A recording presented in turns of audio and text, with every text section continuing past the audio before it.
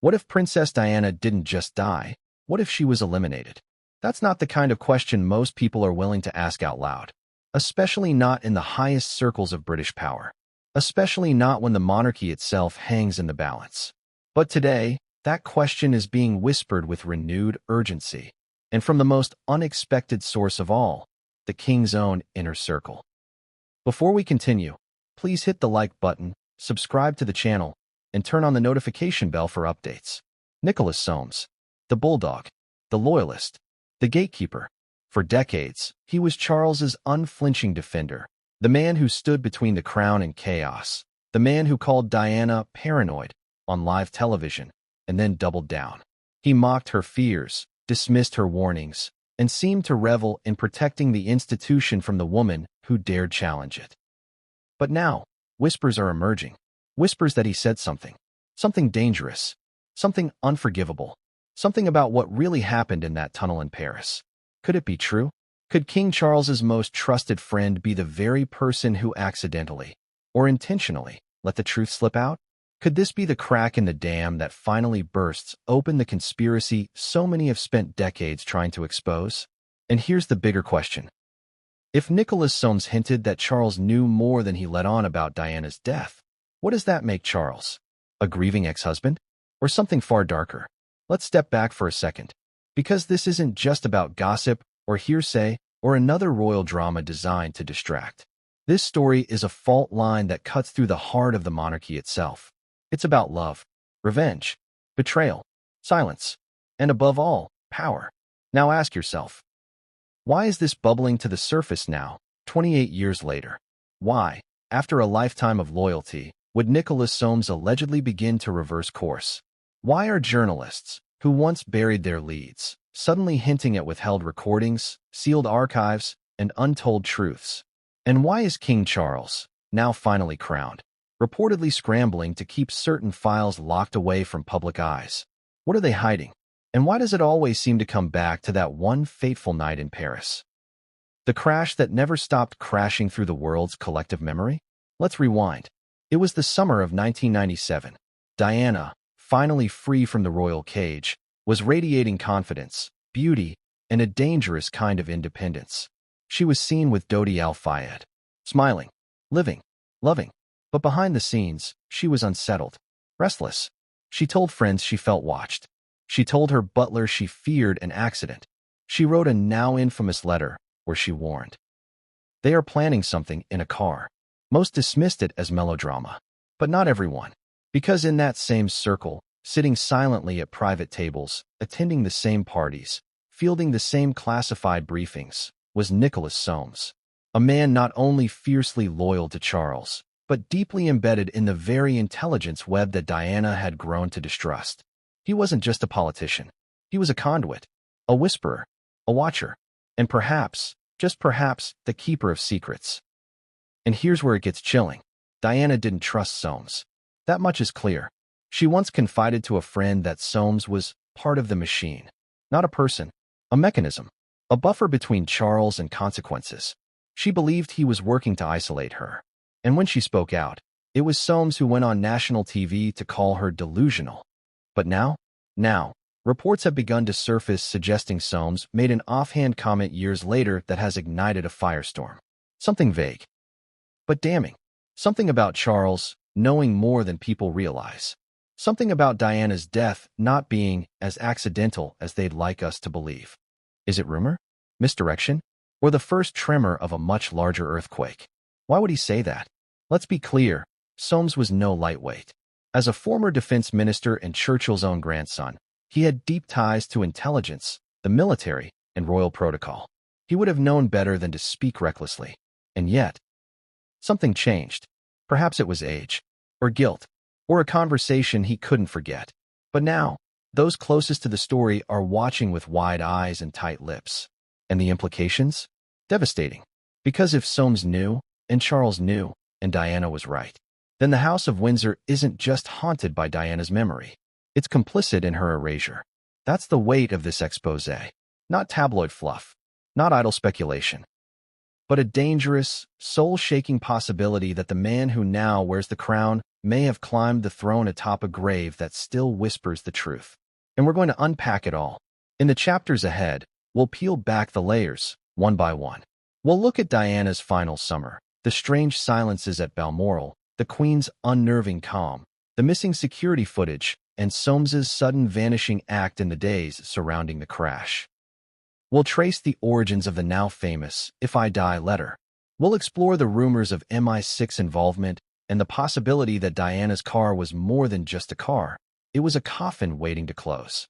We'll examine the rumors of a secret recording, a journalist's suppressed scoop, and the chilling possibility that Soames confessed far more than he intended during a private dinner captured on tape. And most of all, we'll follow the invisible line that connects Diana's last breath to King Charles's first step onto the throne. This isn't a story with easy answers, but it is a story with echoes, loud ones. Every unanswered question, every strange reaction, every silence from the palace, every smirk from Soames. They build a pattern, and as we lay it out, chapter by chapter, piece by piece, you'll start to feel it too. The weight, the dread, the horrifying possibility that we've been gaslit for decades. And the people who told us to move on were the very ones who never wanted us to look too closely. So here's the question I'll leave you with before we dive into Chapter 1. If Nicholas Soames truly hinted that King Charles knew more than the public was ever told, if Diana's death wasn't an accident, if the monarchy used its power to erase the most beloved woman of the 20th century, then how much blood is on the crown? And how long can that secret stay buried? Because what comes next might just change everything. What if the man protecting the king knew exactly what needed protecting? Nicholas Soames wasn't just a friend. He was the fortress, the kind of man who didn't flinch, didn't blink, and certainly didn't betray. He was Churchill's grandson, a political bulldog with a pedigree so entrenched in Britain's elite it practically pulsed through his veins. But behind that sharp tongue and military posture, there was something else, something colder, something more calculating. Because Nicholas Soames wasn't just Charles's drinking buddy or fox-hunting companion. He was Charles's shield. So why, after decades of silence, is his name now crawling back into the story of Diana's death like a ghost that refuses to stay buried? Let's rewind. From the outside, Soames was the kind of man you couldn't imagine cracking. A former defense minister, a former conservative MP, a trusted figure in Britain's tight-lipped upper crust. He served in the army, rubbed shoulders with prime ministers, and dined with the monarchy like it was Sunday routine. For years, he defended the royal institution with a kind of religious fervor. And his loyalty to Charles? Absolute. He wasn't just close to the crown. He was part of the scaffolding holding it up. So when Princess Diana exploded into the royal orbit, a whirlwind of emotion, charisma, unpredictability, it was men like Soames who closed ranks. To them, she was chaos. To them, she was danger. And to Nicholas Soames, she was something else entirely. A liability. Let's not forget, it was Soames who went on television in 1995 after Diana's infamous Panorama interview with Martin Bashir and openly accused her of having mental health issues. He mocked her claim that she was being watched. He rolled his eyes at her fears. He practically sneered through the camera. And yet, in private, he was reportedly very aware of just how serious Diana's warnings were. Here's where it gets strange. Soames wasn't just speaking out to protect the monarchy. He was speaking for Charles. His every word was calibrated. Every insult, every dismissal, was like a PR bullet fired on behalf of his best friend. But what if that campaign of denial wasn't just about optics? What if it was about containment? Because Diana had crossed a line. She'd said it herself. They're planning something. She even wrote it down. And Soames? He was one of the few men in Charles's circle who had access to the palace's deepest corridors. He knew how the institution handled threats. He knew which rooms were bugged, which newspapers could be leaned on, which phone calls left no trace. He knew exactly what it would take to make a problem disappear. So here's the million-dollar question. If Diana was warning people that something was going to happen, and Soames was the one publicly calling her crazy, was that denial part of a coordinated silencing effort? Or worse, was it the opening shot of one? Let's talk about proximity. Because when you look at who had access to both Charles and Diana during those volatile post-divorce years, the list gets very small, very fast. And Nicholas Soames? He was at the top, attending private dinners, fielding security briefings, flying under the radar while others took the headlines. But it wasn't just his closeness to Charles that's suspicious. It's the fact that Diana feared him. Multiple sources have reported over the years that Diana believed Soames was part of the old guard working against her, that he was one of the architects of the campaign to isolate her. She once confided to a friend, "They don't listen to me. They listen to Nicholas." That's not just paranoia. That's hierarchy. Soames wasn't just in the room. He was setting the tone. And when Diana began pushing back, through speeches, interviews, and those chilling letters, Soames turned up the heat. He started whispering to press allies that she was unstable. He allegedly joked at private events that she was spiraling. Publicly, he stuck to a script of sarcasm and skepticism. But privately, there's reason to believe he was deeply involved in monitoring her. Now let that sink in. The man calling her delusional was allegedly receiving intelligence updates on her movements, her associations, even her phone calls. Some sources have claimed he was a liaison between certain intelligence officials and Clarence House. Was he involved with MI5, MI6, or simply a trusted civilian asset? That part's unclear. But here's what we do know. Diana's fears weren't abstract. They were specific. She said, "They're going to do it in a car." And she named people. People with power. People she said Charles trusted more than he trusted her. So who fits that profile? Nicholas Soames. And yet, for decades, he kept quiet. Defended the royals. Mocked the conspiracy theorists. Refused to entertain the idea that Diana's death could have been anything more than a tragic accident. Until something changed. In recent years, especially following Charles's coronation, a strange shift began to occur. Former aides started leaking snippets. Journalists began hinting at sealed conversations. And then came the bombshell. A rumor that Soames, in a private setting, had said something deeply disturbing. Not directly. Not publicly. But just enough to send shockwaves through those who heard it. Allegedly, he said, he knew more than people realize. Referring to Charles. He didn't elaborate. He didn't explain. But he left it hanging, like a noose twisting in the wind. Now let's pause here. Imagine the implications of that sentence. He knew more than people realize. That's not an idle observation. That's not casual speculation. That's an accusation. One that suggests Charles wasn't just a grieving ex-husband caught off guard by tragedy, but a man who, at the very least, had foreknowledge. And if Soames believed that, then he was either complicit or carrying a burden far heavier than we ever imagined. Here's another twist. After that alleged comment began circulating, Soames reportedly refused to clarify. He denied nothing. He issued no statement. He didn't try to walk it back. He just went quiet. Like a man who realized he'd said too much. So where does that leave us? We have a man who was arguably one of the closest figures to both Charles and the royal machine. A man who actively tried to silence Diana's warnings in real time. A man who may have had access to surveillance information the public never saw. A man who, decades later, let slip that Charles knew something more. And yet, he's never been directly questioned about it. Why? Why hasn't the press forced the issue? Why hasn't the palace responded? Is it fear? Or is it control? Because if Nicholas Soames really did have knowledge about Diana's fate, and if that knowledge implicated the future King of England, then that's not just scandal. That's a cover-up of royal proportions. And maybe that's why so many people are still scared to talk.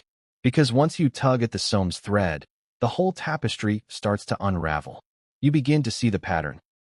The denial, the surveillance, the calculated media attacks, the weaponized silence.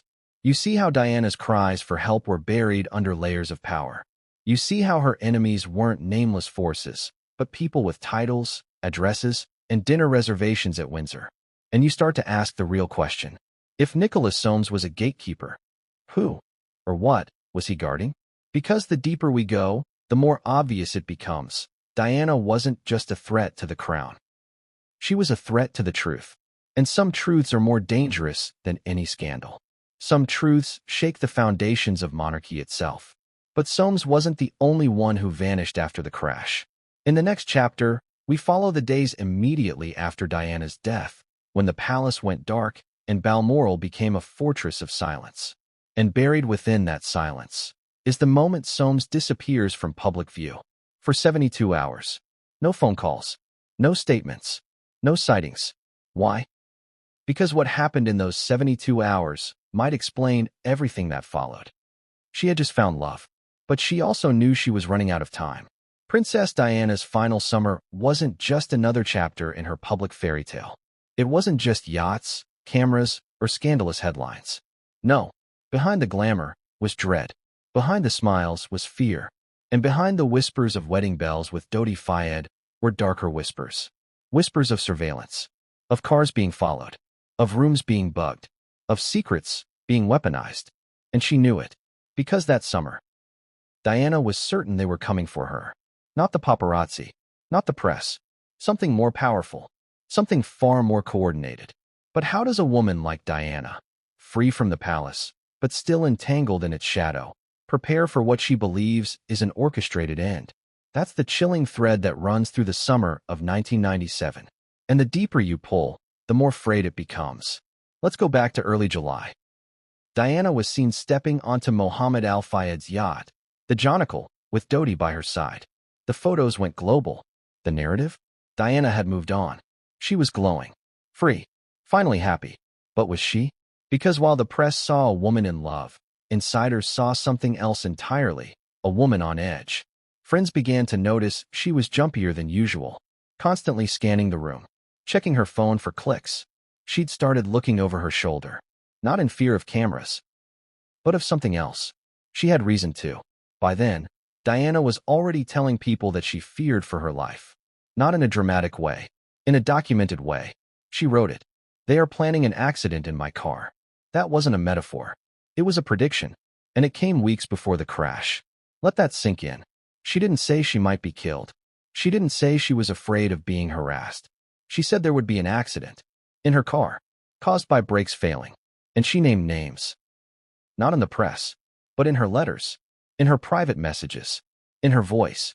So ask yourself, why would a woman of her stature, beloved globally, feared by the palace, take the time to document a specific assassination method? Unless she genuinely believed it was already in motion? Now add this. That summer, Diana had also begun conversations about international humanitarian work, anti-landmine campaigns, refugee advocacy, even the possibility of working with Palestinian aid organizations. Some royal experts believe this made her even more of a geopolitical threat. She was becoming more than a princess. She was becoming a force. But what happens when a force grows too powerful? The system fights back.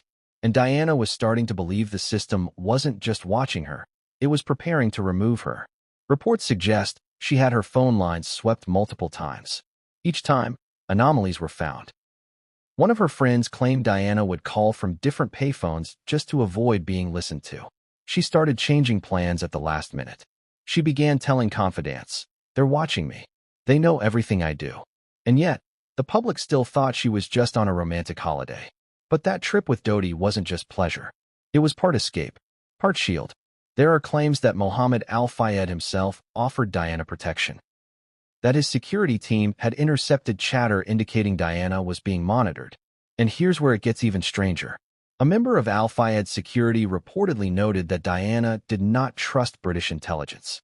She refused to use her UK phone while abroad. She wanted her whereabouts kept off official channels. She even requested decoy routes. And yet, they still knew exactly where she was. She was being tracked. So let's connect the dots. It's late August. Diana is in Paris.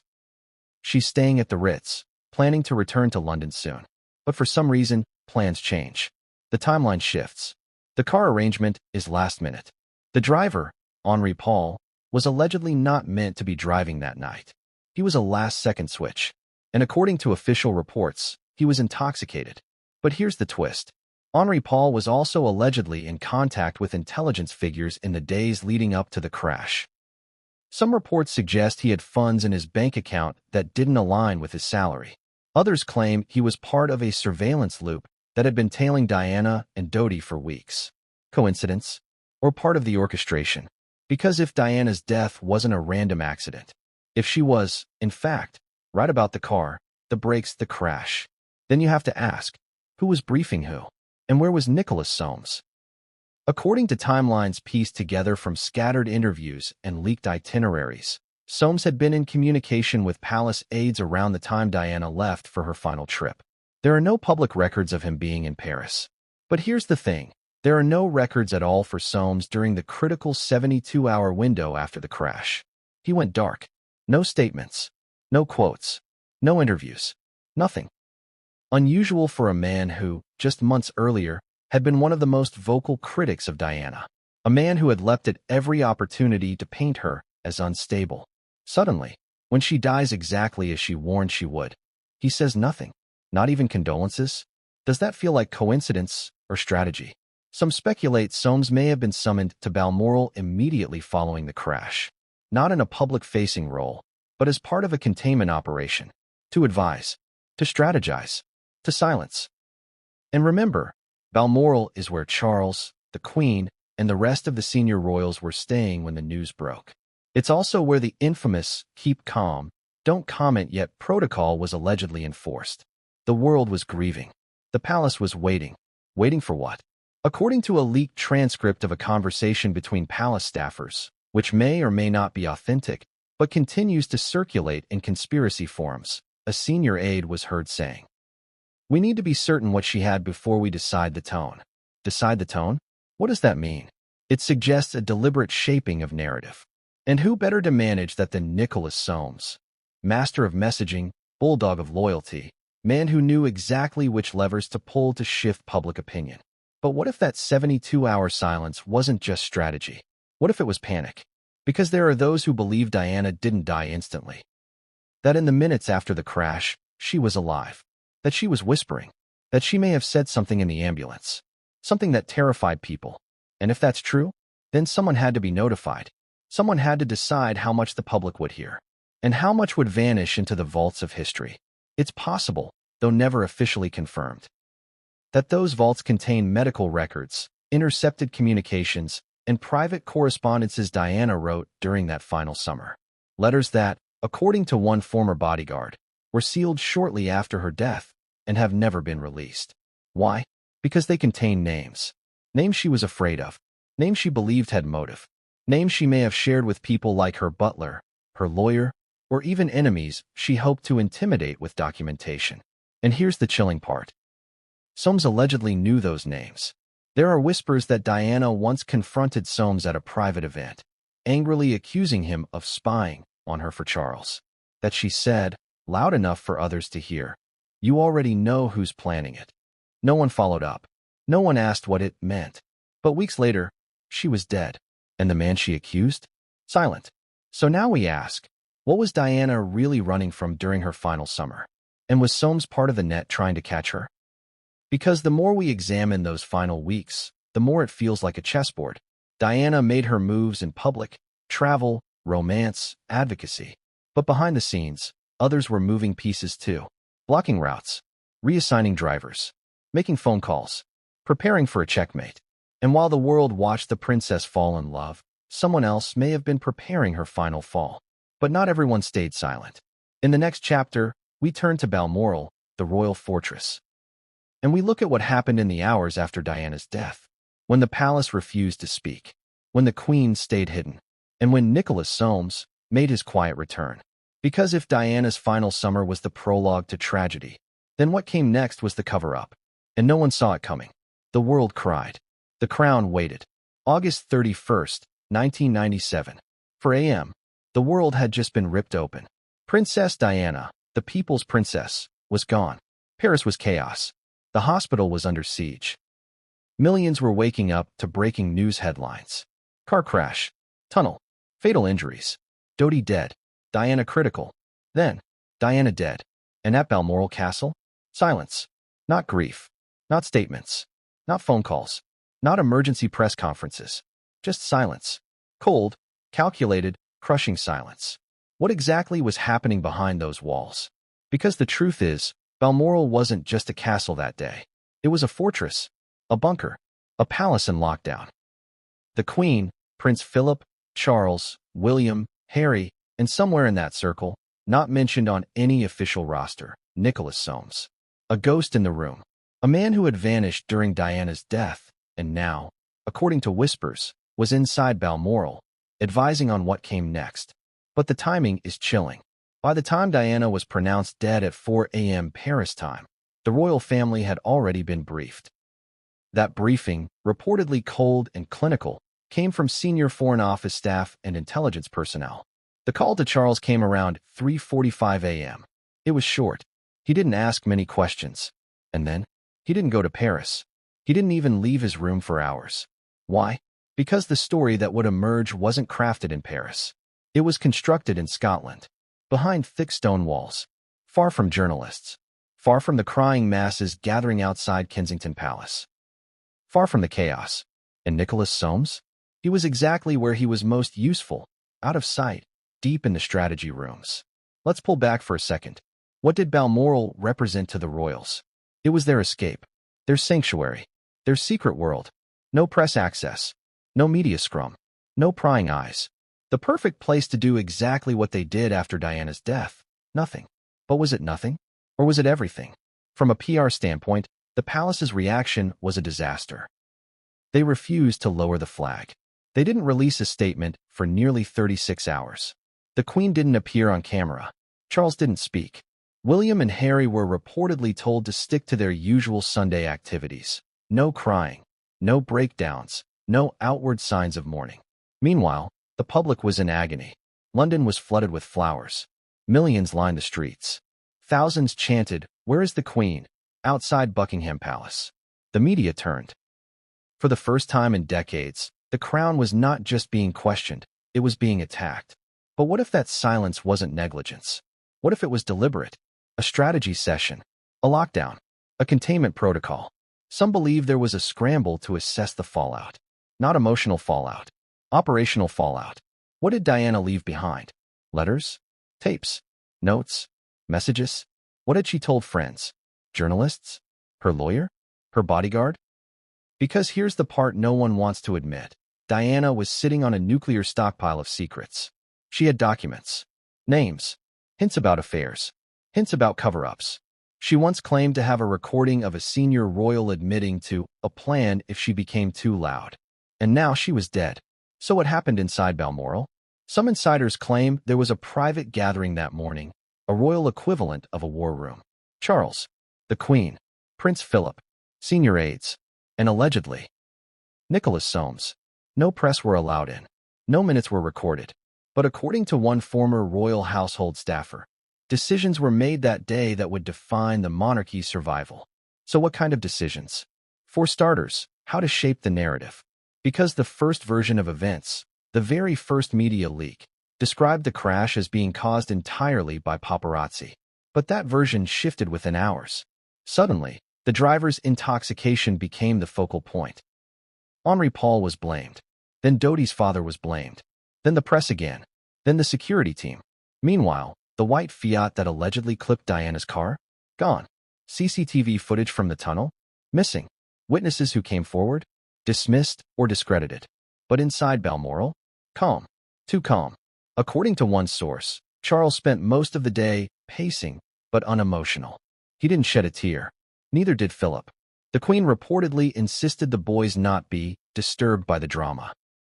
And Soames? No statement. No interviews. No accountability. Does that sound like shock? Or like damage control? Let's get specific. At 9 a.m., Charles was briefed again. This time, reportedly, by intelligence contacts. The contents of that briefing have never been disclosed. But soon after, Charles was said to have a long conversation with someone off the books. No name. No official record. But based on one insider account, that conversation involved a member of parliament with security clearance. Who fits that description? Nicholas Soames. Now here's the part that should make your skin crawl. Later that same day, while the world was still reeling, Soames was spotted leaving Balmoral via an unmarked vehicle, flanked by 2 security officers. No press photo. No record. Just a passing mention in a now-deleted diary entry from a former royal driver. Why was Soames there? Why did he leave without speaking? And why, just a week later, would he reportedly tell a private dinner guest she shouldn't have gone to Paris? That was her mistake. What did he mean by mistake? Let's talk about the Queen. Her silence was deafening. And some believe it wasn't just about protecting the children. It was about time. Buying time. Time to ensure that every possible threat Diana left behind was identified, confiscated, neutralized. Time to get ahead of any tapes, letters, or interviews that hadn't been made public. And this is where Soames may have played his most critical role. Because he wasn't just a friend of Charles. He was a fixer. He had relationships in every intelligence corridor, every defense circle, every diplomatic pocket of London. He would have known who to call, who to warn, who to threaten, and most importantly, what to bury. There are unconfirmed reports, rumors, really, that Soames made a call that evening to a senior MI5 official. The topic? Containment. That word, if true, says everything. Not investigation, not justice, not mourning. Containment. That word suggests threat. And Diana, even in death, was a threat. A threat to the monarchy. A threat to Charles. A threat to secrets that may have been sleeping for decades. So what exactly happened behind those walls at Balmoral? We may never know every detail. But the contours of the truth are beginning to emerge. They waited. They planned. They controlled. And then they spoke. But only once they were sure the story would stick. Only once they were certain that Diana's version of events, the version written in letters, whispered to friends, hinted at in interviews, would never gain mainstream traction. And Nicholas Soames? He faded back into the background. But his fingerprints? They were everywhere. From public denials to private maneuverings. From press appearances to phone calls that disappeared into government silence. He was the man behind the curtain. The friend who knew too much. The loyalist who stood closest to the fire, yet somehow walked away without a single burn. Or did he? Because in the years that followed, something strange began to happen. Soames changed. He got quieter, less aggressive, less visible. He stopped commenting on royal affairs, stopped giving interviews. He retired from Parliament in 2019 with a vague statement about changing times. And for a man who once delighted in defending the crown, his absence was deafening. Was it guilt? Or was it fear? Either way, Balmoral changed everything. The silence wasn't just suspicious. It was strategic, because that's when the spin began. The crash wasn't a conspiracy, it was chaos. Diana wasn't silenced, she was unlucky. The monarchy didn't ignore her, they were protecting her sons. All neat, all polished, all controlled. But in the next chapter, we'll return to the very document that refused to be buried. A letter written by Diana herself. A letter where she named names. Where she predicted the method of her death. And where she warned that if anything happened to her, look to the top. And the man who allegedly saw that letter? Nicholas Soames. Because what he did, or didn't do, with that letter, might be the smoking gun. And it might finally reveal what the palace has been hiding all along. What kind of woman predicts her own death? Not in vague, dramatic language. Not in poetry or panic. But in precise, cold detail, Princess Diana did. And that alone should have shaken the world. But it didn't. Because the people who read that letter buried it. At least, they tried. Because somehow, years later, it resurfaced. And when it did, the contents weren't just unsettling. They were terrifying. They are planning an accident in my car. Brake failure. Serious head injury. To make the path clear for Charles to marry. Those were Diana's words. Her warning. Her prophecy, and perhaps her final cry for help. But who did she send that letter to? And more importantly, who else saw it? Because if Nicholas Soames was aware of this letter, if it passed across his hands, even for a moment, then we are not just dealing with a theory. We are dealing with knowledge, with complicity, with silence where there should have been sirens. Let's go back. The letter was written in October 1996, nearly a year before Diana's death. It was addressed to her butler, Paul Burrell, and reportedly kept in a private envelope marked, "In case something happens to me." She gave it to him with a look he never forgot. She was afraid, he later said. She felt something was coming, and no one was listening. Burrell locked it away. Years later, it would be published, leaked, debated. But in that moment, it was a message from a woman on the brink. She named no specific individual, at least not in the leaked version, but the implications were clear. Someone with power wanted her gone. Someone who stood to benefit. Someone who needed her out of the way. And here's where things get strange. That letter wasn't the only document Diana was allegedly working on. She had notes, diaries, tapes. She had been advised, by friends, bodyguards, even journalists, to record everything. to build a paper trail. And she did. The question is, where did all those records go? Because after her death, some things vanished. Not just her belongings. Not just letters. But files. Audio. Entire sections of her personal archives, gone. And who had access? The palace. And by extension, Nicholas Soames. He had connections to intelligence services. He had friends in the military. He had ties to MI5 and MI6, even if unofficial. If someone was tasked with locating, identifying, and neutralizing the most sensitive information Diana had left behind, Soames would have known where to start. But what if he saw the letter and didn't act? What if he read those words, accident, break, failure, head injury, and chose loyalty over truth? That's not just negligence. That's betrayal. And let's not forget, Soames had spent months discrediting Diana. He didn't just call her unstable. He accused her of being dangerous, not to herself, but to the crown. He told journalists that she was manipulative, that her words couldn't be trusted, that she was playing games. But then the crash happened, exactly how she described. So did Soames ever admit he was wrong? No, he disappeared.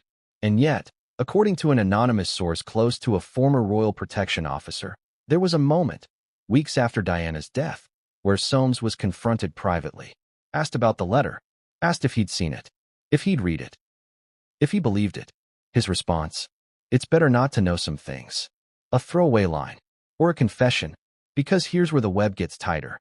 That same officer, years later, admitted under oath that certain sensitive documents were quietly collected and removed from Diana's personal effects before they were returned to her family. Not destroyed, archived. Where? Inside the royal vault, where access is restricted. Records are sealed. And stories, like Diana's, go to die. Unless someone leaks them, which is exactly what began to happen. In the mid-2000s, journalists started digging. One even claimed to have seen a second letter, not the one to Burrell, a different one, written to a well-known political figure. This version was even more explicit. It allegedly named 3 individuals Diana believed posed a threat to her safety.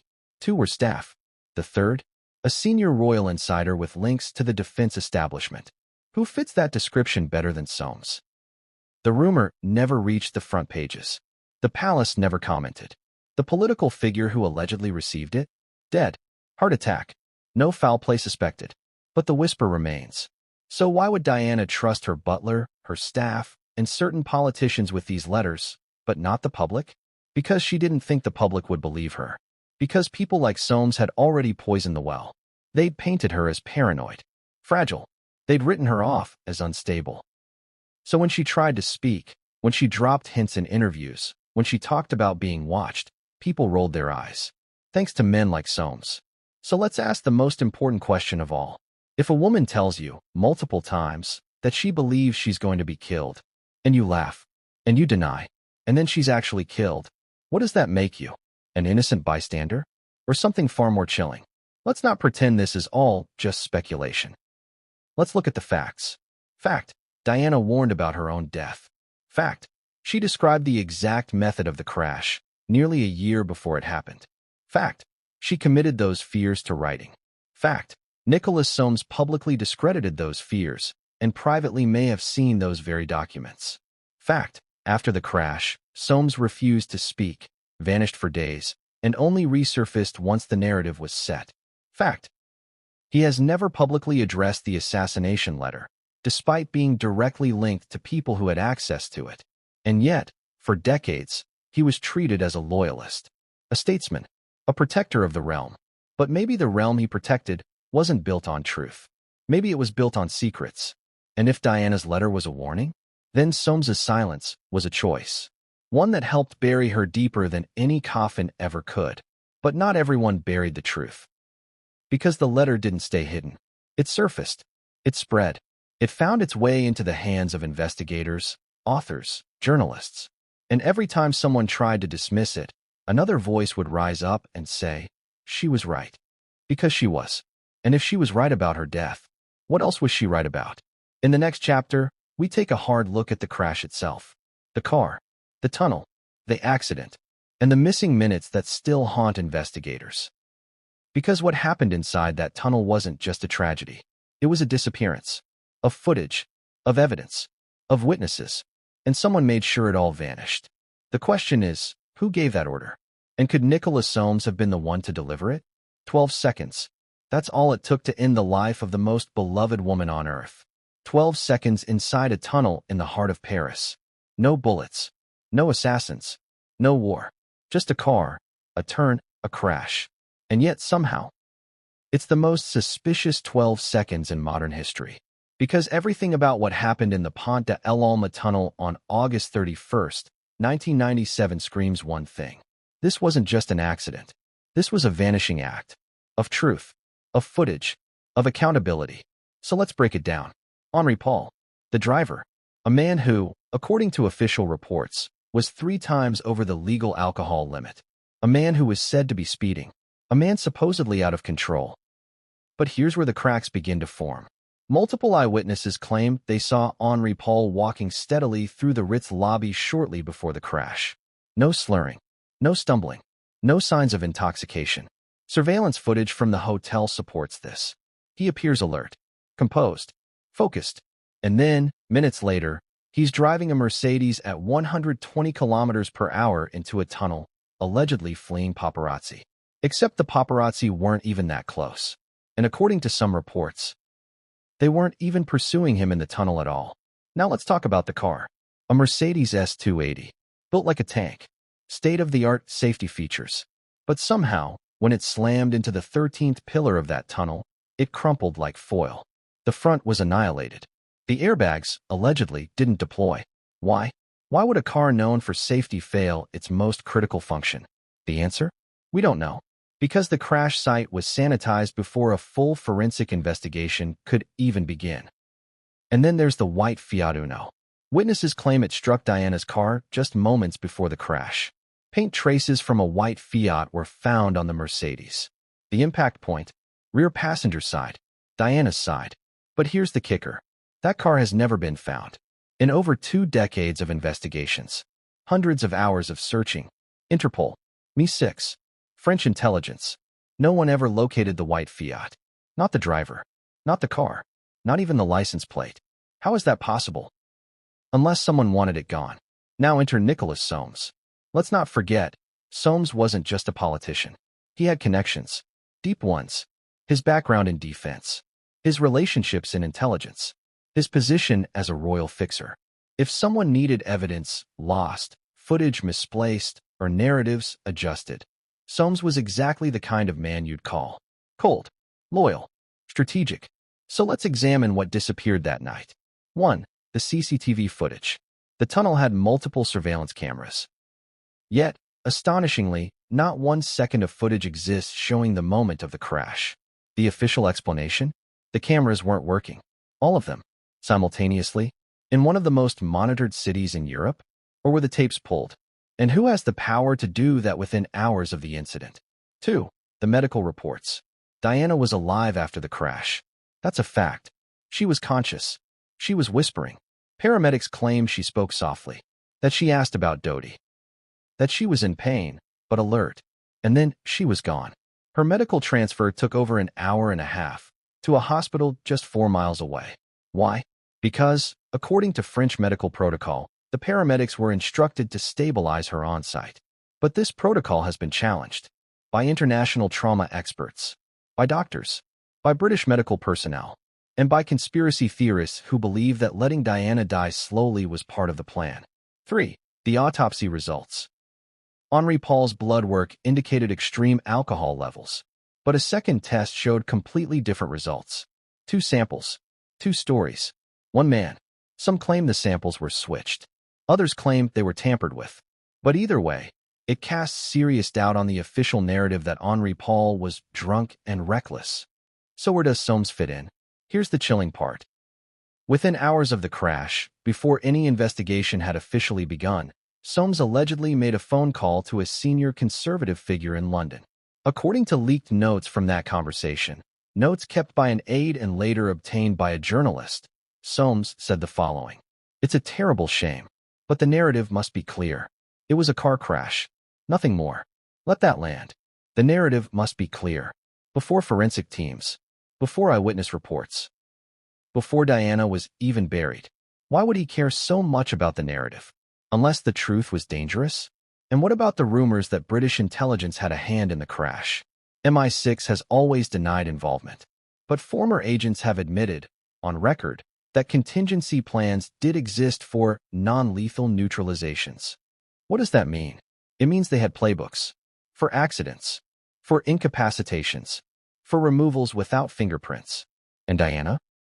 She was speaking to foreign dignitaries, threatening to expose weapons deals, planning to take on causes that clashed with British interests, and, according to Dodi's father, planning to marry a Muslim man and possibly convert to Islam.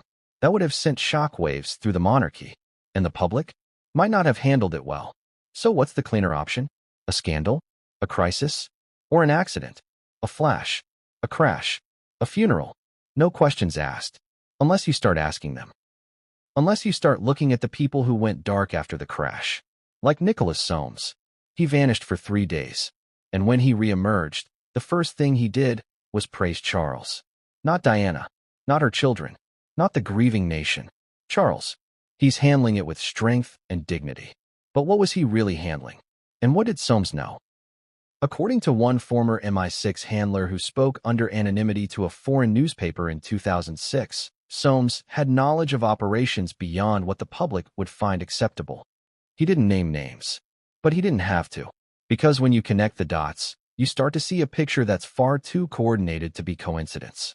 A driver with ties to intelligence, a tunnel with dead cameras, a missing Fiat, a delayed ambulance, tampered evidence, and at the center of it all, a man whose silence was more suspicious than any scream. So ask yourself, if you wanted someone gone, and you had all the power in the world, wouldn't a car crash be the perfect crime? No fingerprints, no gun, no visible assassin, just a twist of fate, a flashbulb, and a tunnel. And if the public ever doubted it, you had men like Soames to call them crazy, to crush their doubts, to rewrite the story. But now the story is cracking. The footage is gone, but the ghosts aren't. And in the next chapter, we turn to the Queen, the one person with the power to demand transparency, and the one who chose to say nothing, because her silence wasn't just a response. It was a message, and Soames helped deliver it. When the most famous woman in the world died, the Queen of England said nothing. Not for 1 hour, not for 5, not for 12. She stayed silent. And as the nation wept, something began to twist. At first, confusion, then fury, and finally, suspicion. Because silence from a monarch isn't just absence. It's calculation. And in those crucial hours after Diana's death, it became clear to many that the palace wasn't just shocked, it was strategizing. Because when the Queen didn't appear, when the flags weren't lowered, when the palace gates remained shut, it sent a message far louder than words ever could. We are not mourning her. But why? Why would the woman who once welcomed Diana into the family, who saw her marry her eldest son, refuse to comfort a grieving nation? Was it cold detachment? Was it protocol? Or was it something darker? Let's unpack that. August 31st, 1997. London was in chaos. Reporters wept live on air. Crowds gathered at Buckingham Palace and Kensington Gardens by the tens of thousands. The world had united in grief. But Balmoral? Still quiet. No press release. No condolences. No formal recognition that the mother of 2 royal heirs had just died under mysterious circumstances. And inside Balmoral, the Queen was with Charles. With Philip. With William and Harry. With top aides. With, according to multiple off-the-record sources, Nicholas Soames. Let's pause right there. Why would Soames, who had no official role in the royal household at the time, be present? Because he wasn't there as a friend. He was there as an enforcer. A man who knew how to shape public narratives, how to muzzle media, how to prepare a monarchy for backlash, and how to absorb the anger of the press long enough for a strategy to be formed. And the Queen? She didn't blink.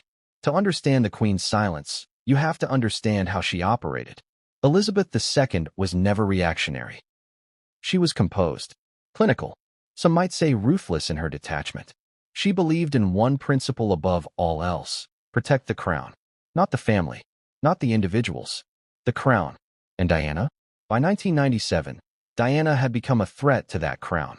Divorced, defiant, loved more than any royal before her. Her influence was global. her power unmatched. She was redefining royalty without ever needing the title. And the Queen saw it. Worse, she feared it.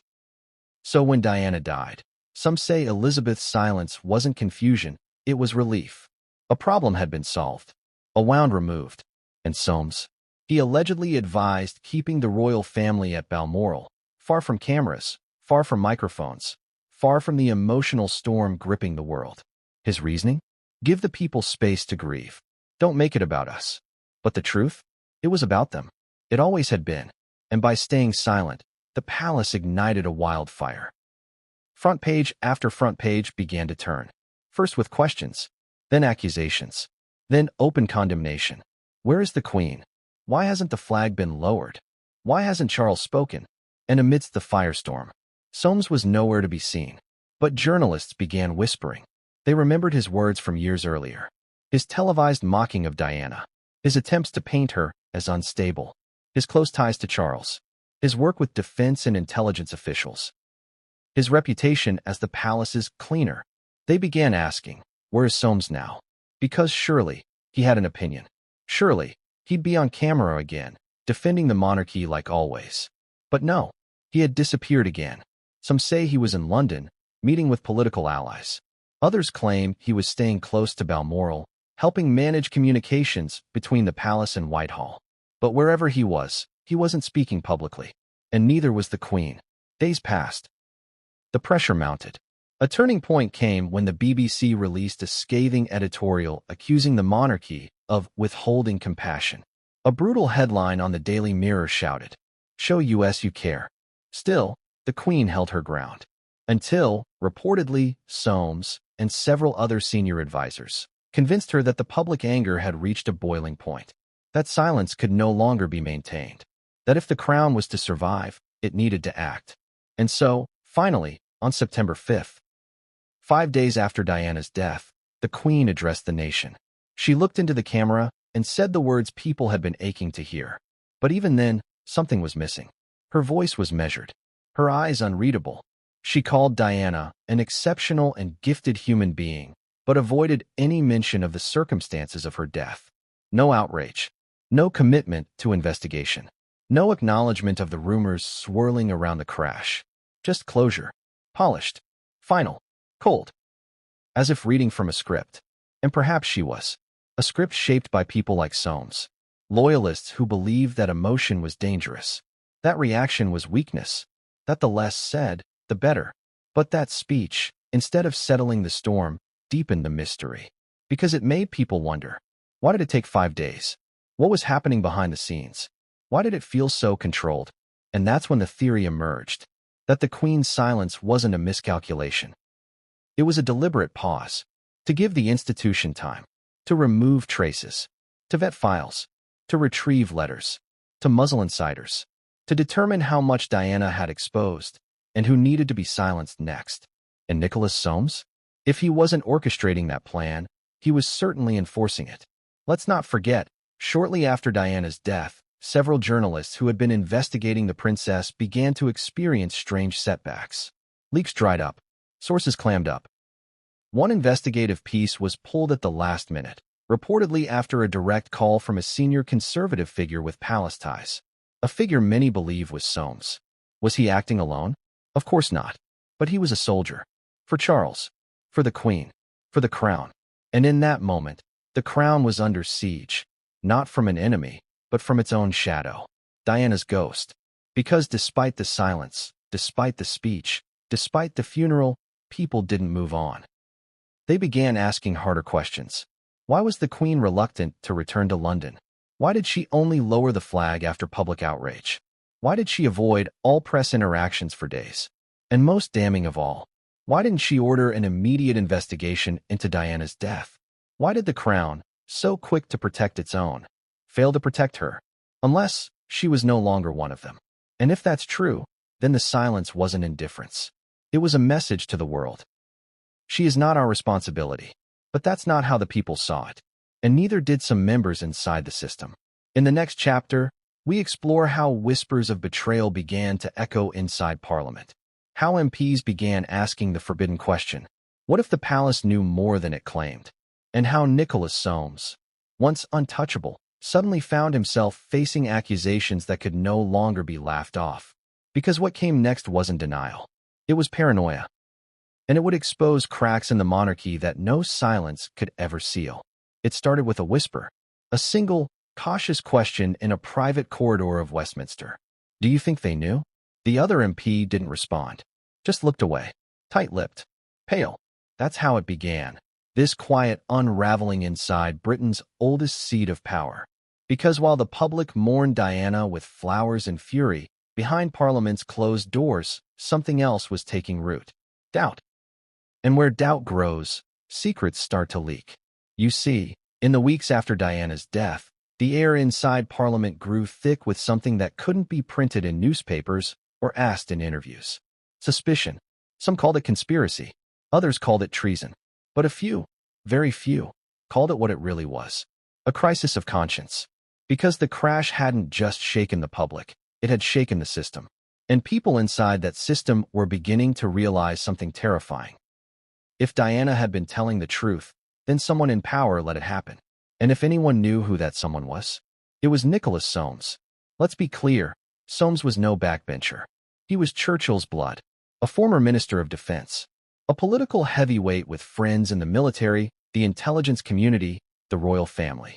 When Soames spoke, people listened. And when he didn't, they listened harder. So when Diana died, and Soames disappeared for 72 hours, rumors began to fester. Where had he gone? What had he seen? What did he know? Because something had changed. The man who once barked down journalists, who had no problem calling Diana unstable, who mocked her fears with a smirk, he suddenly fell silent. And not just publicly. In Parliament, too. He stopped making speeches, stopped taking interviews. He was still there, yes. Still voting, still walking the halls. But something was different. He was watching, and they noticed. Some MPs began referring to him, half-jokingly, as the pallbearer. Not because he attended Diana's funeral, but because they believed he was carrying something. The truth. Or at least, a version of it no one wanted to say aloud. Then, the whispers turned into meetings. Private ones. Off the books. A group of MPs, from both sides of the aisle, began exchanging stories. Inconsistent timelines.